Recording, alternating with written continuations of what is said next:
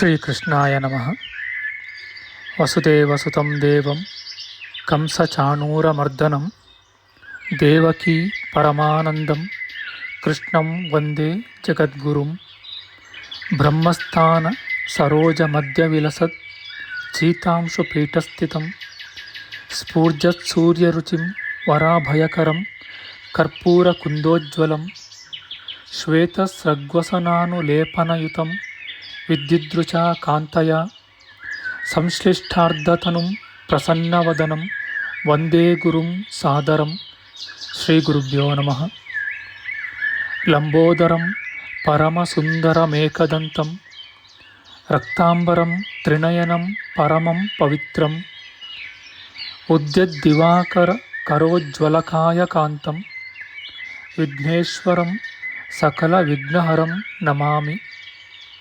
ತ್ವಾಂ ದೇವ ವಿಘ್ನದಲನೇತಿ ಚ ಸುಂದರೇತಿ ಭಕ್ತಿಪ್ರಿಯೇತಿ ಸುಖದೇತಿ ಫಲಪ್ರದೇತಿ ವಿದ್ಯಾಪ್ರದೇತ್ಯಗಹರೇತಿ ಚ ಯೇ ಸ್ತುವಂತಿ ತೇಭ್ಯೋ ಗಣೇಶವರದೋ ಭವ ನಿತ್ಯಮೇವ. ಶ್ರೀ ಮಹಾಗಣಪತಯೇ ನಮಃ.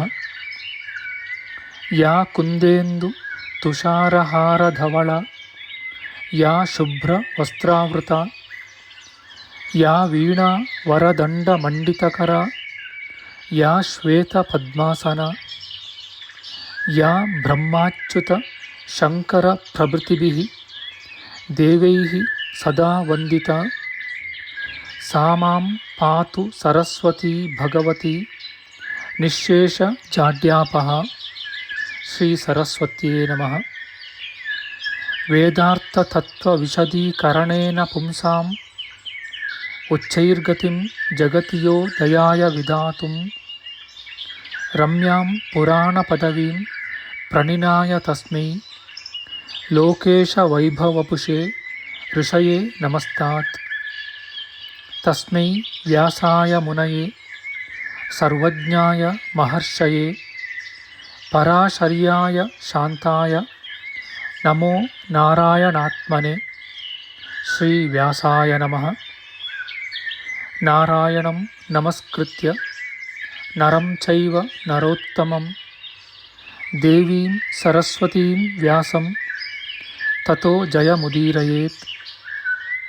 ಕನಕರುಚಿದುಕೂಲಃ ಕುಂಡಲೋಲ್ಲಾಸಿಗಲ್ಲಃ ಶಮಿತಭುವನಭಾರಃ ಕೋಪಿ ಲೀಲಾವತಾರಃ ತ್ರಿಭುವನ ಸುಖಕಾರಿ ಶೇಷಶಾಯೀ ಮುಕುಂದೋ ಪರಿಕಲಿತರಮಾಂಗೋ ಮಂಗಲಂ ನಸ್ತನೋತು. ನಮಾಮಿ ಗೋವಿಂದ ಪದಾರವಿಂದಂ ಸದೇಂದಿರಾನಂದನಮುತ್ತಮಾಡ್ಯಂ ಜಗಜ್ಜನಾನಾಂ ಹೃದಯ ಸನ್ನಿವಿಷ್ಟಂ ಮಹಾಜನೈಕಾಯನಮುತ್ತಮೋತ್ತಮಂ. ನಮಸ್ತೆ ಚಕ್ರಹಸ್ತಾಯ ಶಾಂಗಹಸ್ತಾಯ ತೇ ನಮಃ. ನಂದಹಸ್ತಾಯ ತೇ ವಿಷ್ಣೋ ಶಂಖಹಸ್ತಾಯ ತೇ ನಮಃ. ಓಂ ನಮೋ ವಾಸುದೇವಾಯ ನಮಃ ಸಂಕರ್ಷಣಾಯ ಚ ಪ್ರದ್ಯುಮ್ನಾಯ ನಮಸ್ತುಭ್ಯಂ ಅನಿರುದ್ಧಾಯ ತೇ ನಮಃ. ಅನಾಕಾರೋ ಮಹೋಜಾಶ್ಚ ಯಶ್ಚಾದೃಷ್ಟಗತಿರ್ದಿವಿ ಜಗತ್ಪೂಜ್ಯೋ ಜಗತ್ಪ್ರಾಣಂ ತಂ ವಾಯುಂ ಪ್ರಣಮಾಮ್ಯಹಂ. ವಾಯುರೂಪಿ ಪರಮಾತ್ಮನೇ ನಮಃ. ಪ್ರಿಯ ಬಾಂಧವರೇ, ನಮ್ಮ ಈ ಶ್ರೀ ಲಾಲಿಕೃಷ್ಣ ಚಾನಲ್ಗೆ ಸ್ವಾಗತ. ಇಂದಿನ ವಿಡಿಯೋದಲ್ಲಿ ನಾವು ಶ್ರೀಮದ್ ವಾಯು ಮಹಾಪುರಾಣದ ಪ್ರಥಮ ಖಂಡದ 30ನೇ ಅಧ್ಯಾಯದ ಪ್ರಥಮಾಂಶದ ವಿಚಾರ ಮಾಡೋಣ. ಈ ಅಧ್ಯಾಯದಲ್ಲಿ ದಕ್ಷ ಶಾಪ ವರ್ಣನೆ, ದಕ್ಷ ಪ್ರಜಾಪತಿಯ ಜನನ, ಸತೀದೇವಿಯ ಉತ್ಪತ್ತಿ, ರುದ್ರದೇವನ ವಿವಾಹ, ಸತೀದೇವಿಯ ದೇಹತ್ಯಾಗ, ಈಶ್ವರನ ಶಾಪ, ಪುನಃ ದಕ್ಷನ ಜನನ, ಈಶ್ವರ ಸ್ತೋತ್ರದ ವಿಚಾರ ಮಾಡೋಣ. ಶ್ರೀಕೃಷ್ಣಾಯ ನಮಃ. ಸೂತಮುನಿಯು ಹೇಳುತ್ತಾರೆ,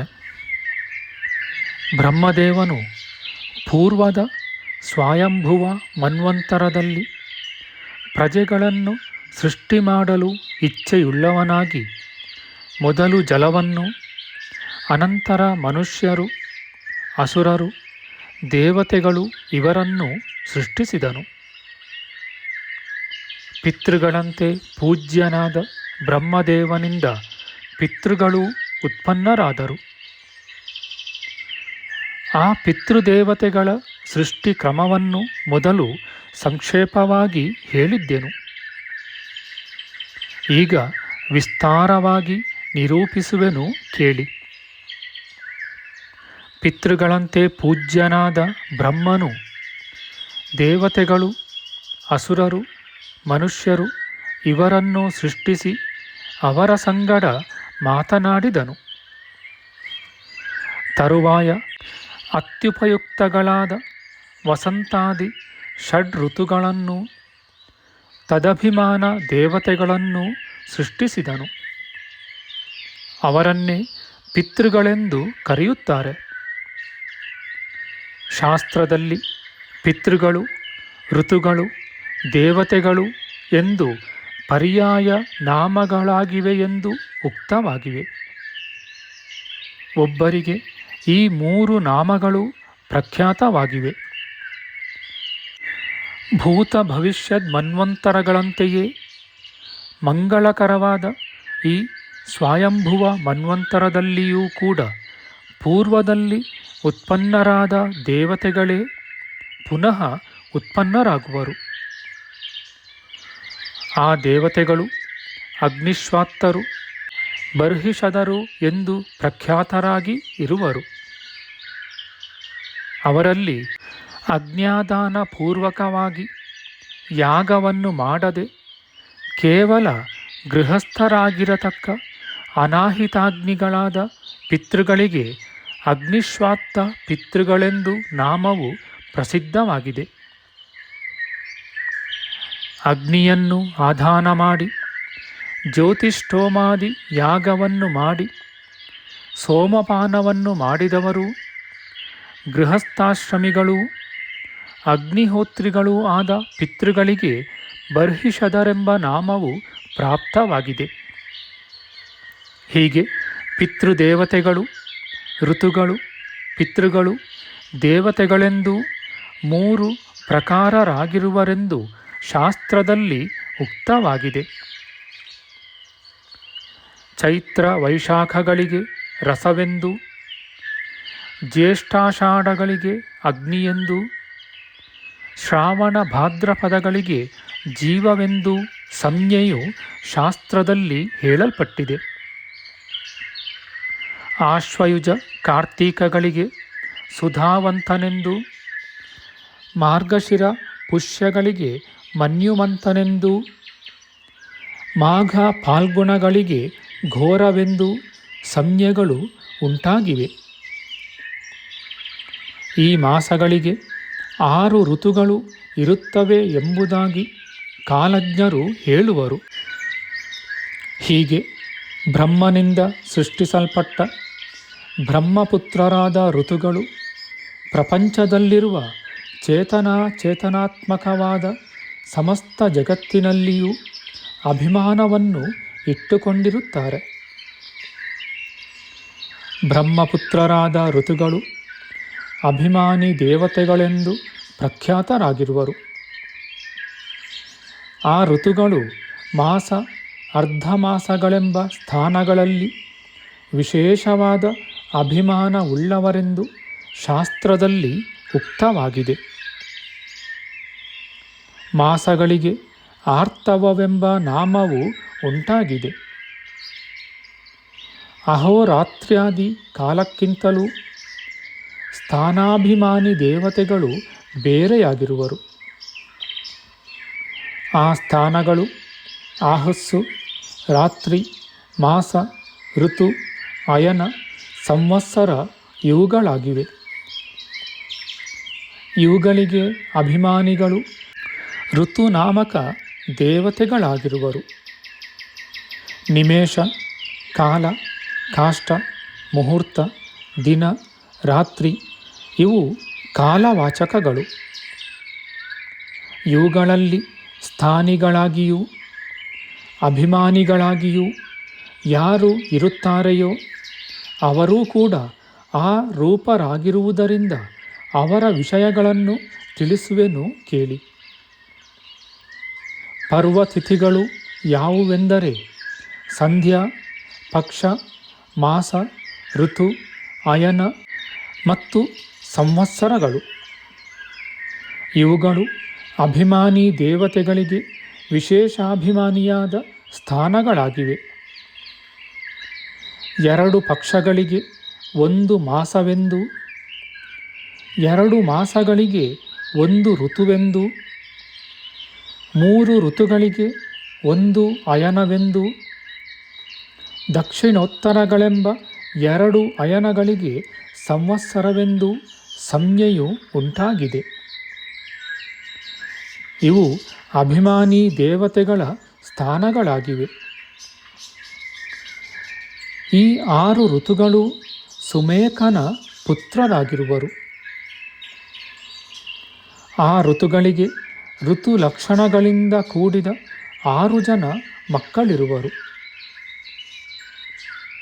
ಸ್ಥಾವರ ಜಂಗಮ ರೂಪವಾದ ಜಗತ್ತೆಲ್ಲವೂ ಋತುಗಳಿಂದ ಜನ್ಯಗಳಾಗಿವೆ. ಇದರಿಂದ ಋತುಪುತ್ರರಾದ 5 ಪಿತೃಗಳಾಗಿಯೂ ಋತುಗಳು ತಾತಂದಿರಾಗಿಯೂ ಇರುವರು. ಹೀಗೆ ಸುಮೇಕನಿಗೆ ಅನೇಕ ಪ್ರಜೆಗಳು ಹುಟ್ಟಿ ಮೃತರಾದರು. ಆದುದರಿಂದ ಜನಿಸಿದ ಪ್ರಜೆಗಳಿಗೆ ಸುಮೇಕನು ಪ್ರಪಿತಾಮಹನಾಗಿರುವನು, ಅಂದರೆ ಮುತ್ತಾತನಾಗಿರುವನು. ಆ ಸ್ಥಾನಾಭಿಮಾನಿ ದೇವತೆಗಳು ಆಯಾ ಸ್ಥಾನಗಳಲ್ಲಿ ತಮ್ಮ ತಮ್ಮ ಸ್ಥಾನ ರೂಪರಾಗಿಯೇ ಇರುವರು. ಆಶ್ರಯಿಗಳು ಆಶ್ರಯ ಸ್ವರೂಪರಾಗಿಯೇ ಇರುವರು. ಯಾವನಿಗೆ ಪ್ರಜಾಪತಿಯೆಂದು ನಾಮವಿದೆಯೋ ಅವನೇ ಸಂವತ್ಸರ ನಾಮಕನಾಗಿರುವನು. ಅವನನ್ನೇ ಬ್ರಾಹ್ಮಣರು ಅಗ್ನಿ ಎಂಬುದಾಗಿಯೂ ಋತವೆಂಬುದಾಗಿಯೂ ಕರೆಯುತ್ತಾರೆ. ಋತುನಾಮಕ ಪಿತೃದೇವನಿಂದ ಷಡ್ಋತುಗಳು ಜನಿಸಿರುವುದರಿಂದ ಆ ಪುತ್ರರಿಗೂ ತಂದೆಯ ನಾಮವೇ ಪ್ರಾಪ್ತವಾಗಿದೆ. ಹೀಗೆ 6 ಋತುಗಳು 12 ಮಾಸಗಳು ಅವರಿಗೆ 5 ಜನ ಆರ್ತನಾಮಕ ಪುತ್ರರು ಜನಿಸಿದರು. ಇವರಿಗೆ ದ್ವಿಪಾದ, ಚತುಷ್ಪಾದ ಪ್ರಾಣಿಗಳು, ಪಕ್ಷಿಗಳು, ಸರಿಯುವ ಪ್ರಾಣಿಗಳು, ಸರ್ಪಗಳು, ಪಂಚವಿಧ ಸ್ಥಾವರ ವಸ್ತುಗಳು ಉದ್ಭವಿಸಿದವು. ಇವುಗಳು ಕಾಲಾರ್ಥವವೆಂಬುದಾಗಿಯೂ ಪುಷ್ಪವೆಂಬುದಾಗಿಯೂ ಪ್ರಖ್ಯಾತವಾಗಿರುವವು. ಋತುಕಾಲವನ್ನು ಅನುಸರಿಸಿ ಸರ್ವ ಪ್ರಾಣಿಗಳ ಸೃಷ್ಟಿಯಾಗಿರುವುದರಿಂದ ಋತತ್ವ, ಆರ್ತವತ್ವ, ಪಿತೃತ್ವ ಇವು 3 ಸಂಜ್ಞೆಯು ಪಿತೃದೇವತೆಗಳಿಗೆ ಪ್ರಾಪ್ತವಾಗಿದೆ. ಸಮಸ್ತ ಭೂತಗಳು ಋತುಕಾಲದಿಂದಲೇ ಜನ್ಯಗಳಾಗಿವೆ. ಅವರು ಆದುದರಿಂದ ಈ ಋತುಕಾಲಗಳಿಗೂ ಕೂಡ ಪಿತೃಗಳೆಂಬ ನಾಮವು ಪ್ರಾಪ್ತವಾಗಿದೆ.